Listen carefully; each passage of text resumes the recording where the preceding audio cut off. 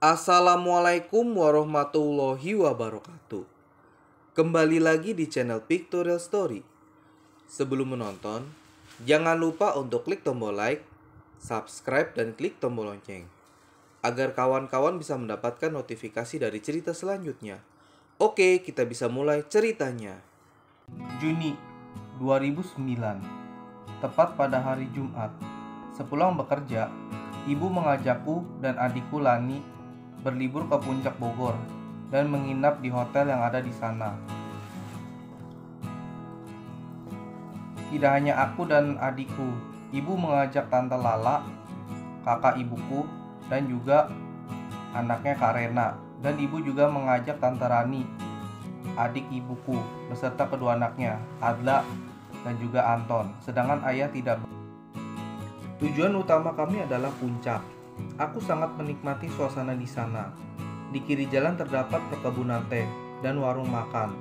Dan di sebelah kanan terdapat kios oleh-oleh dan juga warung makan. Ibu menghentikan melaju mobilnya ke sebuah rumah makan sate kambing. Hanya sekedar untuk mengisi perut kita yang kosong. Dan tidak lama, hidangan yang kami pesan pun datang. Kami menikmati hidangan tersebut dengan sukacita, apalagi sate kambing dan juga sate ayam adalah menu favorit kita sekeluarga.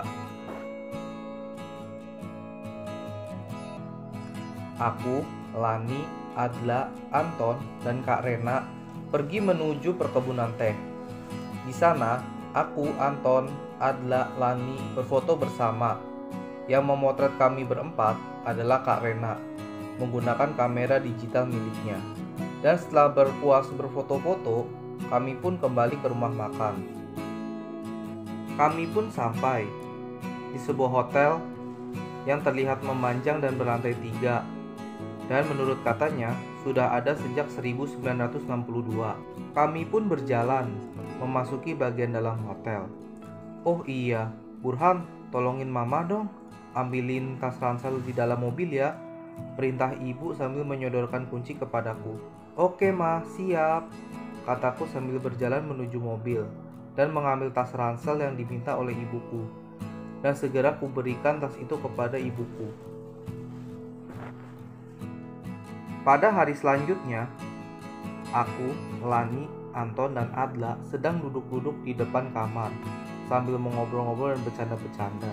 Dari kejauhan, aku melihat sebuah mobil taksi berhenti di depan pintu hotel. Dan keluarlah 2 orang pria, sepertinya aku mengenalnya. Rupanya, 2 orang itu adalah ayah dan juga Om Boni. Aku heran dengan kedatangan ayah, begitupun juga dengan ibu. Loh mas, katanya lagi banyak kerjaan, kok malah kesini? Tanya ibu. Oh, pekerjaannya udah selesai kok dek, makanya aku kesini, saut ayah lalu menuju resepsionis hendak memesan kamar. Malamnya, aku bersama yang lain kumpul di sebuah restoran yang ada di hotel. Dan tidak lama, pegawai restoran datang dan salah satunya membawa kue ulang tahun sambil menyanyikan lagu selamat ulang tahun dengan menggunakan bahasa Inggris. Aku baru ingat kalau ini ulang tahun ibu. Asik makan, Anton tiba-tiba memintaku untuk menemaninya ke kamar mandi. Namun aku menolaknya. Namun karena Anton penakut, mau tidak mau, aku pun jadi menemaninya. Anton masuk ke dalam toilet, dan sedangkan aku hanya menunggu di depan pintu toilet. Hampir setengah jam, Anton belum saja selesai. Hal itu pun membuatku bertanya-tanya, hingga pada akhirnya aku pun berteriak dari luar toilet. Ton, lu udah selesai belum? Belum, saut Anton dari dalam. Semakin lama, aku merasa tak enak berlama-lama di sini. Apalagi, toilet tersebut pun berdekatan langsung dengan lorong yang minim cahaya. Dan dari kejauhan, aku melihat sosok bertubuh kurus, berjalan layaknya seperti hewan. Sosok itu berjalan dari arah tangga menuju pintu darurat dan tidak lama pun menghilang. Woi, bengong aja, Anton mengagetkanku. Itu loh Ton, barusan gue lihat sosok, jalannya kayak hewan gitu, ngerangkak. Mana? Gak ada, lu nya aja yang kali salah lihat. Udah yuk, sono lagi yuk, kata Anton. Pada hari selanjutnya, kejadiannya pada malam hari. Aku, Lani, Anton sedang asyik bermain permainan ular tangga di depan kamar. Dan sedangkan ibu dan ayah dan yang lain sedang membeli oleh-oleh. Saat asyik sedang bermain, aku dan yang lain mendengar suara teriakan. Sumbernya berasal dari kamarnya Anton. Aku mencoba memeriksanya. Aku melihat Adla sedang menangis sambil melemparkan boneka kesayangannya ke arah jendela. "Adla, kamu kenapa?" tanyaku kepada Adla. Adla tidak menjawabnya. Dia hanya menunjuk ke arah jendela sambil menutup kedua matanya dengan tangan kirinya. Aku melihat berupa sosok menyeramkan dengan senyumnya menyeringai sambil menggerakkan kepalanya ke kiri dan ke kanan. "Hei, pergi sana, jangan ganggu anak ini, cepat!" Dan tidak lama sosok itu pun menghilang. Dan tidak lama Tante Rani pun datang menanyakan kejadian hal itu. Namun anaknya hanya memeluknya. "Oh iya Tan, tadi si Adla ngelihat sosok makhluk gaib, makanya dia nangis-nangis. Tapi nggak apa-apa kan Adla?" "Enggak kok Tan, aman-aman aja," ucapku. Kejadian berikutnya terjadi pada pukul 01.33. Aku yang sedang tertidur tiba-tiba terbangun, mendengar suara seperti orang mengobrol. Lalu, aku pun mencarinya. Rupanya, suara itu adalah ayah, ibu, dan Om Boni yang sedang mengobrol. Tak lama, ayah pun menyuruhku untuk mengambilkan jajanan berupa kacang kulit di kamarnya.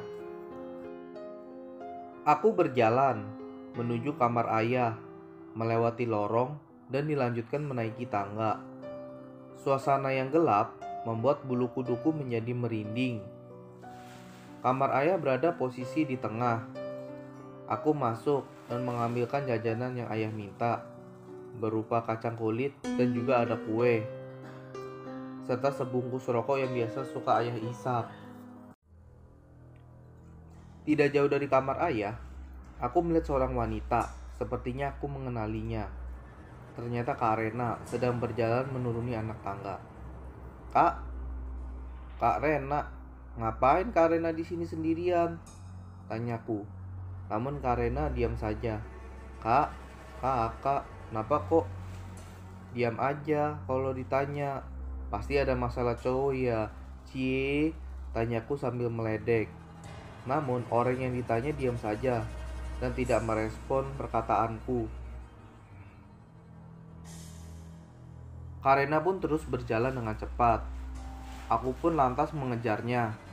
Dan tiba-tiba saja Karena masuk ke sebuah ruangan. Entah itu ruangan apa. Aku pun segera menyusulinya. Aku khawatir Karena melakukan hal yang tidak diduga. Aku mencoba membuka pintu ruangan itu. "Maaf dek, adek ngapain?" Suara seorang pria mengagetkanku. Rupanya adalah seorang petugas kebersihan. "Ini loh mas, aku ngeliat sepupu saya ada di ruangan ini," ucapku. Si petugas kebersihan itu lalu menyalakan lampu ruangan itu. Rupanya adalah sebuah gudang. "Sekarang mana dek sepupu kamu? Ada nggak di dalam ruangan itu?" kata si petugas itu. Aku hanya diam dan menggeleng dan saling pandang terhadap petugas itu lalu pergi. Lagi-lagi aku dibuat heran melihat Karena berada di depan kamarku bersama ayah, ibu, dan juga Om Boni. "Kak, kok udah di sini aja? Bukannya tadi di atas?" "Hah? Di atas? Kakak baru aja bangun kok. Terus keluar kamar, terus ikutan ngobrol deh sama ibu dan ayah kamu." "Iya, aku ngeliat Karena di atas, gak lama turun ke bawah. Terus aku tanya cuman diem aja. Gak dijawab. Habis itu kakak masuk gudang," ucapku. "Hah? Ke gudang? Ngapain? Orang kakak aja baru saja bangun terus kesini," ucapnya. Dan pagi itu kami pun memutuskan untuk check out dari hotel.